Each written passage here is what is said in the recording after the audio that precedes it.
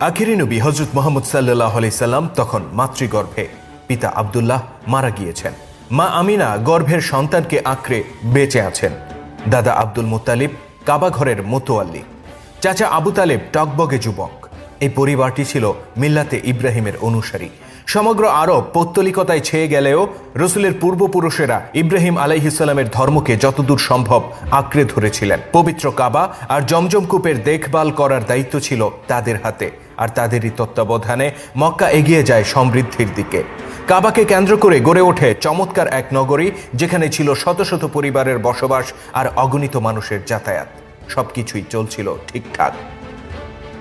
হঠাৎ একদিন চারদিকে হইচই শোনা যায়। কি এক সংবাদে! মক্কার মানুষেরা পাগলের মতো ছুটতে শুরু করে। ব্যবসায়ীরা তাদের মালামাল ফেলে পালাতে থাকে। বাচ্চারা আতঙ্কে চিৎকার করে ওঠে। দোকানিরা দোকান বন্ধ করে ছুটে পালায়। ভীত বিহ্বল মানুষের চিৎকার, চেঁচামেচি আর ক্রন্দনে আতঙ্কের নগরীতে পরিণত হয় মক্কা। মানুষের পায়ে চাপা পড়ে মানুষ মারা যাওয়ার অবস্থা। এক ব্যক্তি ছুটে এসে রসুলের চাচা আবু তালেবকে